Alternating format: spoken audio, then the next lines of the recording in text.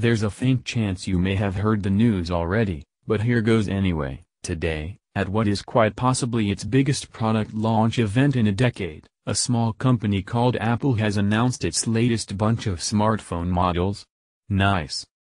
But while the star of the show is most definitely the premium iPhone X, 2017 is also a year slated for a refresh of last year's 7 and 7 Plus, if we were to follow Apple's device release schedule. So it would make sense that these would be called the iPhone 7s and 7s Plus, right?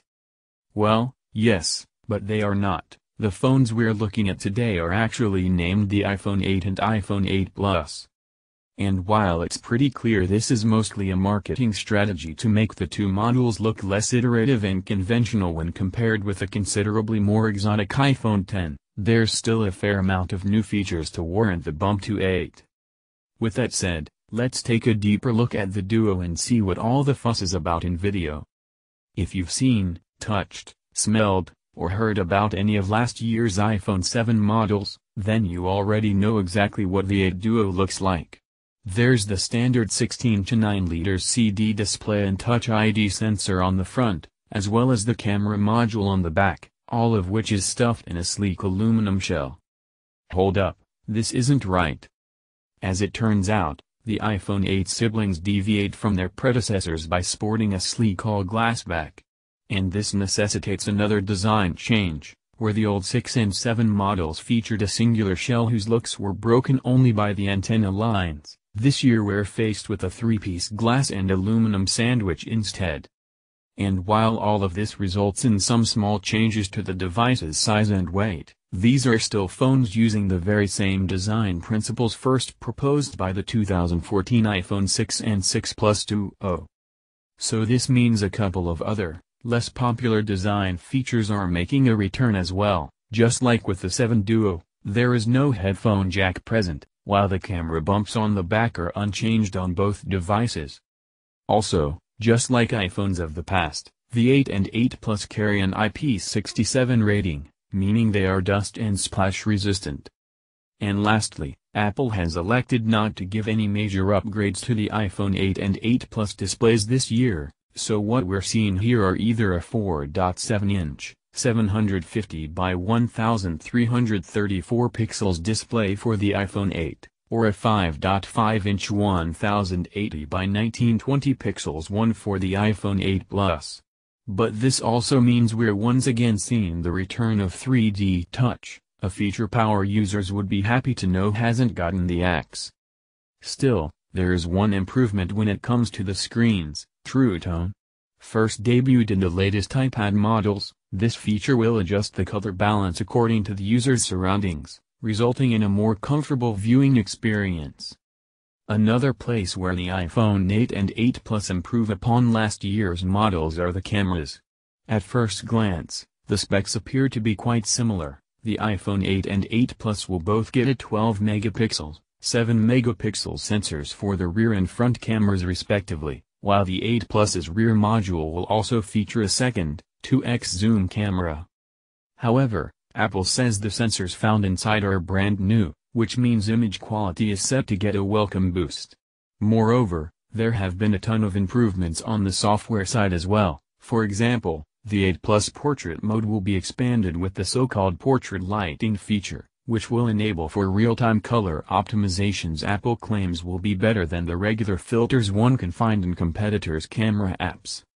In essence, the feature will make use of face detection and depth data to color photos in one of 4 different modes: Natural Light, which is just a rebranding of the existing Portrait mode; Studio Light, which lights up the subject's face; Contour Light, which increases contrast on the subject's face; and Stage Light, which lights up the face and puts it against a black background, and also comes in a black and white mono variant as well. Video also gets a boost, thanks to Apple's new in-house video encoder, which will analyze each frame in tiny pieces and detect what each one of them contains, and then optimize video quality accordingly. Users can now take videos in 60 frames per second even in 4K resolution, while slow-motion enthusiasts will be happy to know they will now be able to take 240 frames per second videos at 1080 pixels, which is double the frames of the 7 series.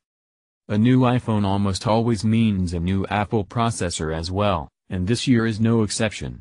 The Apple A11 Bionic is Cupertino's first 6-core chip, and it's designed with low-power performance in mind, though as usual it will likely excel at computationally intensive tasks as well. In fact, Apple claims the 6-core A11 Bionic is the most powerful chip ever in a smartphone, with 4 low-power cores that are 70% faster than the ones in the A10 Fusion, as well as 2 high-power ones that perform 25% better than their predecessors. Alongside them, there's also a brand new GPU which will be 30% faster than last year's. Complementing the A11 Bionic are either 2 or 3 GB of RAM, for the 8 and 8 Plus respectively, which is a number some Android enthusiasts might find low, but one that will almost definitely be enough to satisfy users' needs, thanks to iOS hardware optimizations. As for storage, it will come in 2 sizes, 64 GB and 256 GB for both siblings. But one of the biggest new additions users is definitely that of wireless charging, which is also the reason for the design shift to glass. However, don't hope for an Apple-made charging pad just yet. Apple has announced its own charging pad, called AirPower, but this will come at an unannounced date next year. The supported standard is Qi, which has become pretty much the de facto one in recent years, though it's not yet clear whether Apple has opted for the faster Qi Fast Charge, which has been available on the market since 2015. But as for the batteries themselves, we don't have any concrete numbers yet, though Apple's website says they last about the same as the iPhone 7 and 7 Plus. So we expect them to have the same battery capacity, which was 1960 mAh in the iPhone 7 and 2900 mAh for the 7 Plus. As with almost all new iPhone product launches, there's also a new iOS version on board, iOS 11. Unfortunately, most of the new features aren't actually designed with the 8 and 8 Plus in mind, but that doesn't necessarily mean buyers of the lower-tiered Duo will be getting an inferior experience. In fact, there's a number of changes users familiar with Apple's mobile OS will immediately notice. Most notable are the refreshed app design principles, which now call for extra empty space at the top, a change made necessary due to the iPhone X's display notch, but one that ultimately leads to cleaner-looking apps. Beyond that, there is an all-new control center interface, with a customizable layout, the newly introduced cover sheet replacing the notification bar, and a freshly redesigned App Store, among others. iOS also marks the debut of Apple's impressive new AR platform, ARKit. By now you've surely seen a demo or two of it in action, and it's fair to say it's impressive, though it remains to be seen whether developers will find better uses for it beyond the simple tech demos we've seen so far. People who aren't fans of the iPhone X's high starting price will be glad to know its more conventional siblings follow Apple's previous pricing trends pretty closely. The smaller iPhone 8 will cost $699 for the variant with 64 GB of storage and $849 for the one with 256 GB, while the 8 Plus will be $799 for the 64 GB and $949 for the 256 GB option instead.